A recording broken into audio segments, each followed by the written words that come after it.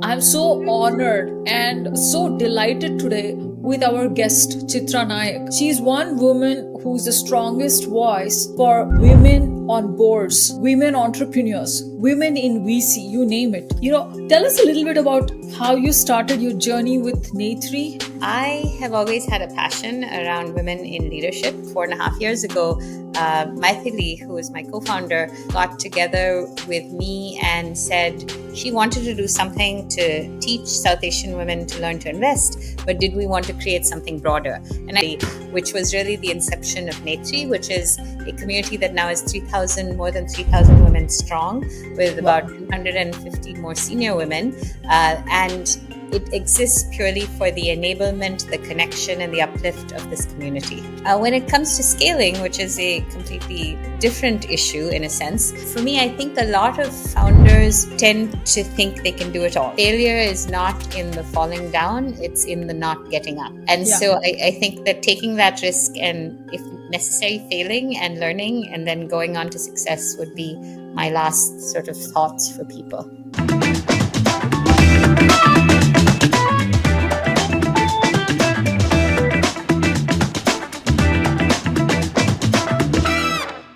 Hello and welcome to another super fantastic episode of Pitch Cafe podcast. I'm so honored and so delighted today with our guest, Chitra Nayak. I tell you why this moment is precious for me. I dream to be somebody like her in the few years where I feel I have achieved a lot and I want to give back.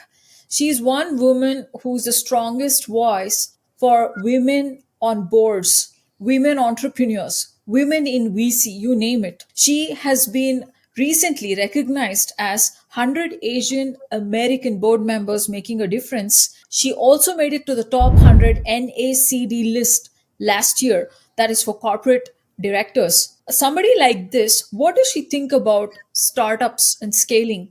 What does she think about board governance? What does she think about diversity? It's very important to me. We'll definitely get to that. But before that, one of her most outstanding accomplishments, in addition to being part of several boards and advisory committees of startups, is her stint at Salesforce. She was COO of the Salesforce platform. And before that, she has extensive experience at Charles Schwab and Company and Boston Consulting Group. So, Chitra, with so many things going your way, I heartily welcome you to Pitch Cafe podcast. What an honor to have you here today. Thank Yeah, you for having me here. Yes.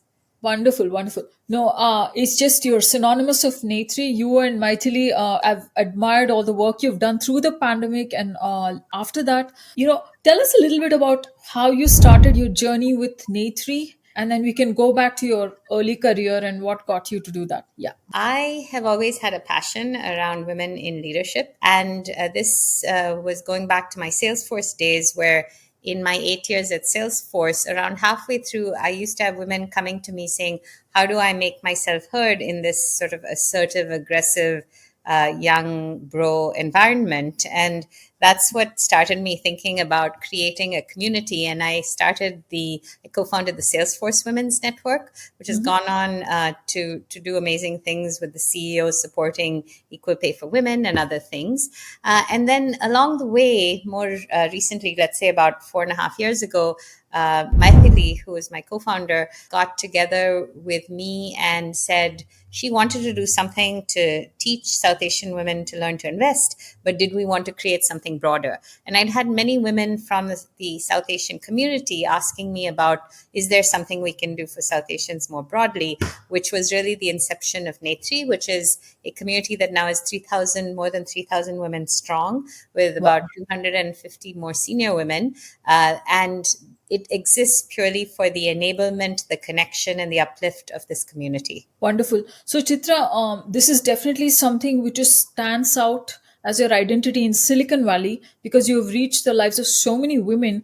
But really, your expertise is in starting organizations and scaling organizations.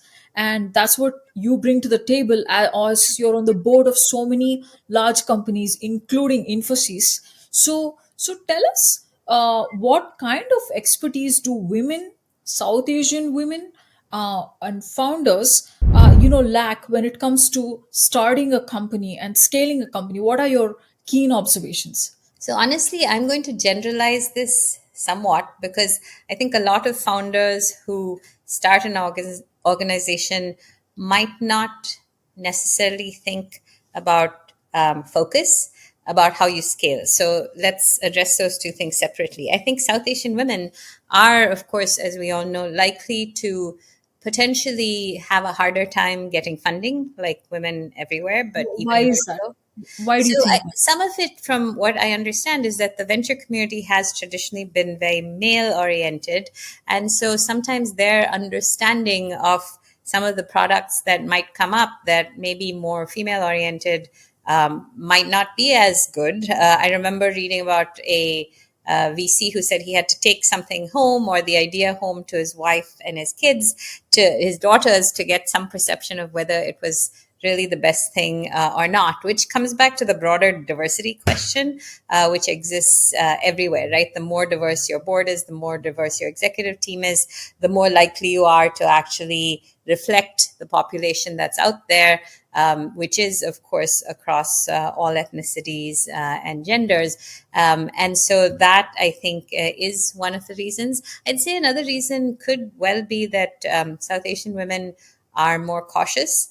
And South Asians overall, traditionally do tend to be brought up to be more careful financially, and therefore the risk relating to starting something could potentially be higher than for the next person, or perceived that way. When it comes to scaling, which is a completely different issue in a sense, for me, I think a lot of founders tend to think they can do it all, right? Yeah. Because they go into these pitches and they're asked, how big is the TAM and how much can you get from that TAM? And they get requests sometimes if they're a very cool product. Like when I was COO at Comfy, it was something that was an IoT prop tech app that let you control the temperature if your company had bought it in your space. So they sold to Salesforce and Google and Microsoft. They had huge customers.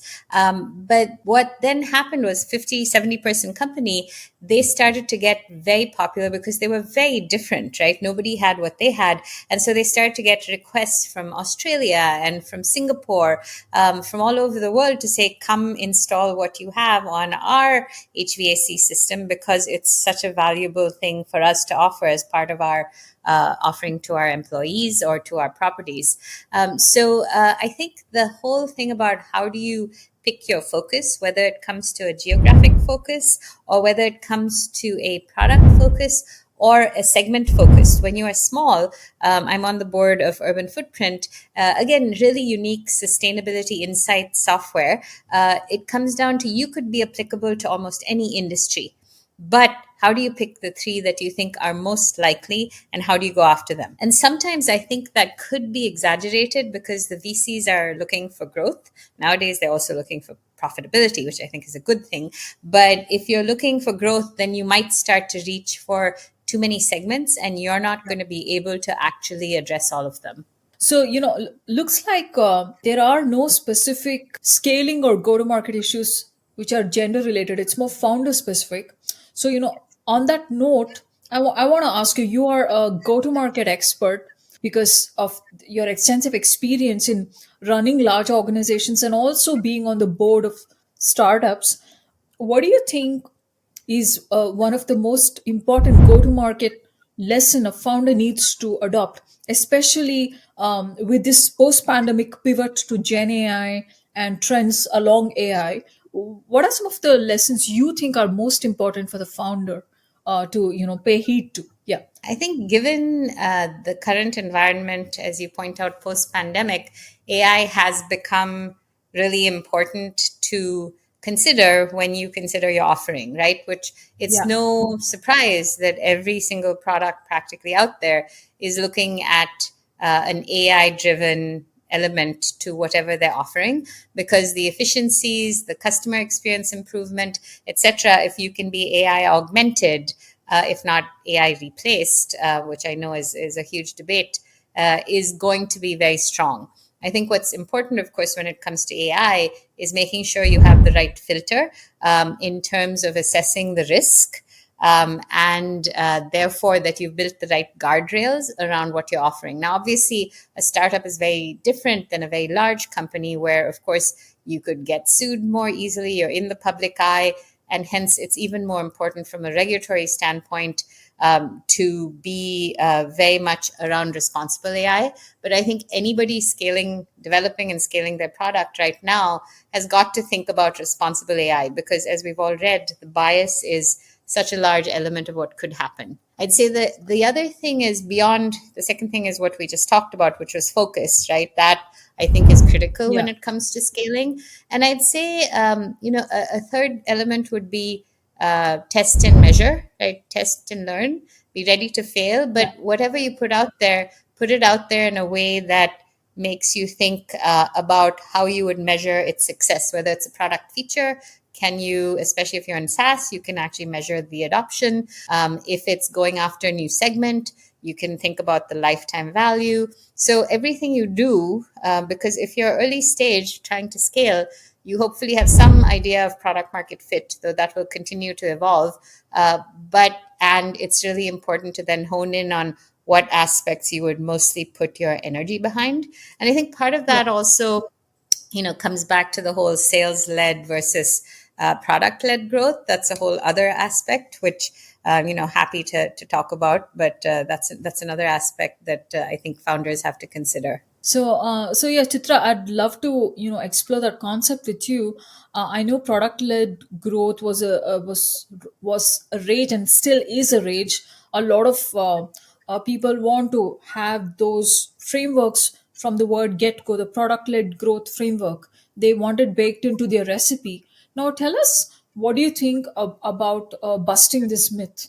When does product-led growth work, and when does it not work? What are your thoughts? Yeah, to me, product led growth is entirely appropriate when you're in the small business or the self serve segment, right? Because you need a product that can pretty much sell itself, and ideally, you've set it up to sell itself. By the way, nothing I'm saying obviates the need to have a terrific product, right? You need a Yeah. product that can differentiate itself, that works really well, that makes customer success a given. But when you think about that spectrum from product led growth to sales led growth, I think it's very much dependent on the segment and the complexity of your product, the segment you're going after. In enterprise sales, I can remember the early days of Slack where it was doing incredibly well in the SMB space. Yeah. And at that time, I was talking to the head of marketing who used to be at Salesforce, and he was pointing out they didn't really need a Salesforce. And that made Mm. perfect sense at the time and the stage it was. But as it got bigger and it started to go after enterprise companies, they started to actually hiring in a lot of people from Salesforce, the leaders who knew how to go after enterprise growth.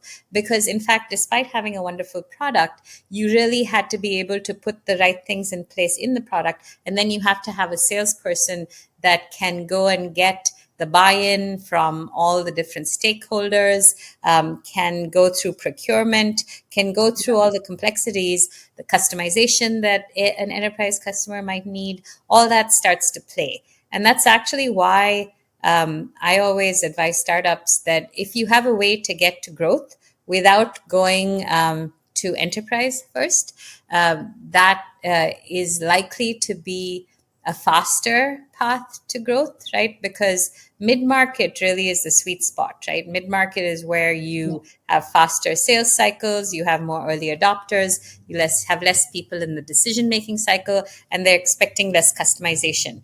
Now, there are some products that are only suited to the enterprise, in which case I think it lives very close to needing to have sales led growth. Yeah, wonderful. So, Chitra, when you say small and medium-sized business, what are the metrics to quantify it? Yeah, I think it depends on what you're selling, right? So, for instance, at Salesforce, we measured customer segmentation in terms of the number of employees, because the number of employees were a reasonable proxy for Sales Cloud or Service Cloud and how many seats, because at the end of the day, your revenue was tied to, and your ARR was tied to the number of seats you had.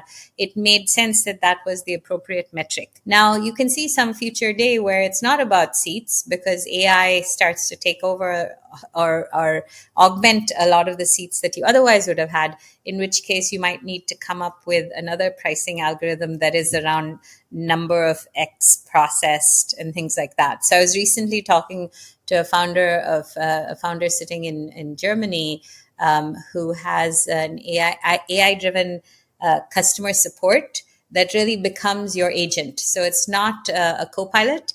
You will actually call your airline, Yeah. and you'll be talking to your agent who will get back to you when their seat's free. And they don't look at number of employees in the company. They measure it by, volume in another dimension, because for them, a big versus a small depends on the number of X transactions. So I think it depends would be what I'd say when you think about how you segment. But when I directionally say enterprise, I'm talking about where there are companies that have large procurement teams, 10 to 15 people in any decision, all those Yeah. different elements that go with it. So I'd say if you are an investor looking at sizing, it would depend on the industry that you are targeting. So, on that note, I know you spend a lot of time looking at deals, but a big chunk of your time goes in being on the board of companies. That is like more your current persona in the industry. So, tell us all about board governance. For me, the moment of truth was when I saw what happened at OpenAI with Greg Brockman and Sam Altman and Ilya Sutskever, and it was spine chilling because here we were all raving about ChatGPT. It's become a part of our lives. So much money going in, and the board of OpenAI is not stable, and the question is on. There was certain age group of people on the board who are making these decisions, and they're called rash. So tell us what kind of board is a good board for a technology company, and how does the board governance make a difference in a company's success? Broadly speaking, I would say OpenAI is a bit of an anomaly because of its structure, right? You have the nonprofit, which houses the for-profit, and I noticed there in May, I think they, or fairly recently, they added 3 women to the board, and one has a legal background. They're all very strong, and they will, I think, provide some of the balance needed in that board. But if you go away from OpenAI, right, to a fully for-profit company, um, I think that there are different governance elements that obviously sit behind a public company and private, especially a smaller VC backed private company, because a large public company has to comply with regulatory elements in whichever countries it operates. I mean, Infosys clearly is very careful to do that, but it also comes with more responsibility because Infosys itself is a leader in the AI implementation and strategy for many of its customers, and very strongly sits behind the OpenAI, is informing some of the government work going on in multiple countries, etc. So very big boards, I think, have a much stronger governance sort of angle, because you have to, from a regulatory point of view, if nothing else, apart from all the things that make a company sustainable, right? You need good governance so that there's no bias, so that you're fair to your employees, to your community, all those other things. When you think about a smaller company, I think, especially with AI where it is, as I mentioned earlier, I think responsible AI is something that any size of company has to embrace. One of the smaller companies that I'm on, which is called Vimo, does insurance for the Affordable Care Act. It does insurance software for states. And they've just bought a small AI company, and they do also the customer service element along with the software. And they're spending a lot of time making sure that whatever they're doing, because they have a lot of information on, patients and their insurance information, the stuff that would sit under HIPAA. And so they have to be very, very careful. So I would say specifically on AI, and also maybe on cyber would be two things where your bar has to be high, especially because you have customer information, and that you want to make sure your bias is not apparent if you are using AI in your product, right?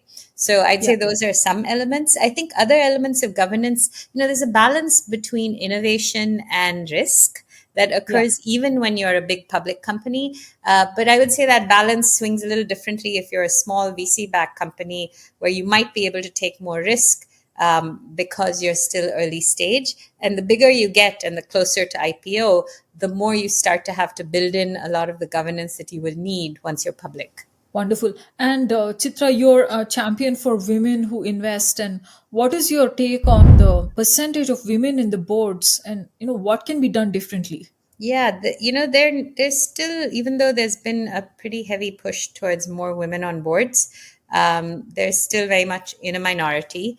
And some of it, as I read a few years ago, this white woman, Caucasian woman who is on the Bed Bath and Beyond board, she said, well, first it was all white men looking around and finding their co-workers, their colleagues, their whoever, and recommending them because they knew them and they had credibility with them.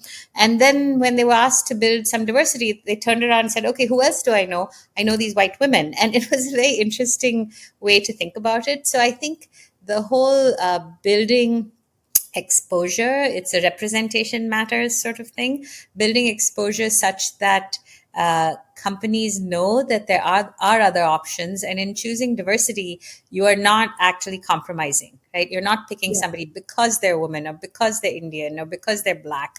You're picking them because they bring deep insights on a topic that is important to your company. They represent your customer.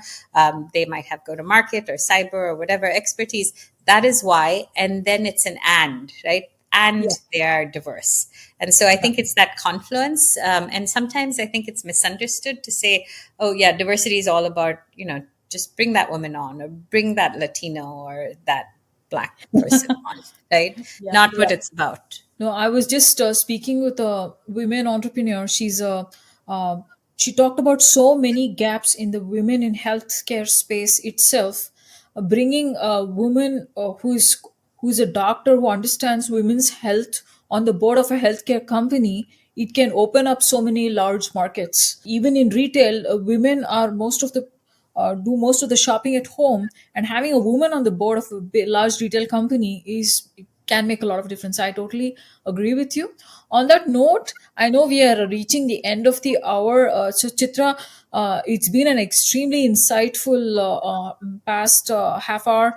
I want to ask you a lot more questions, but in the interest of time, what is that one story in 2024 that you'd love to share with the audience, which you felt is memorable, especially after the Gen AI trend has taken off, and so much happening in the AI and the semiconductor space. There's so many technologies that are moving around Gen AI. What is that one exciting story you want to share with the audience? It feels like there are so many, right? I mean, everywhere you turn. And I think that is one thing I encourage everybody to do more of is go out there and experiment with Gen AI. And because the things that you will find are amazing. So for my nonprofit, I was investigating Descript, which lets you do video editing. And video editing has been so painful, right? You have to go Yeah, in there and you have to clip it when you're doing it on iMovie or you're doing it in Canva.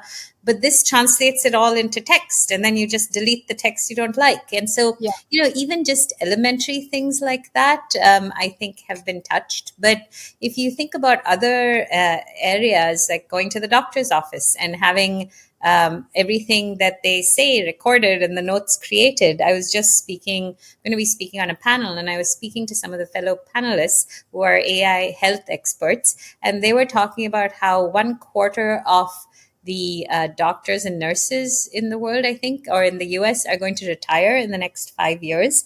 And so wow, it's absolutely necessary that there are ways to augment the time they spend. And so seeing that example, I think, is a very vivid one of yeah. how it will help, it will augment. And so those are a couple of the things that, have really hit me in the very recent past. Wonderful.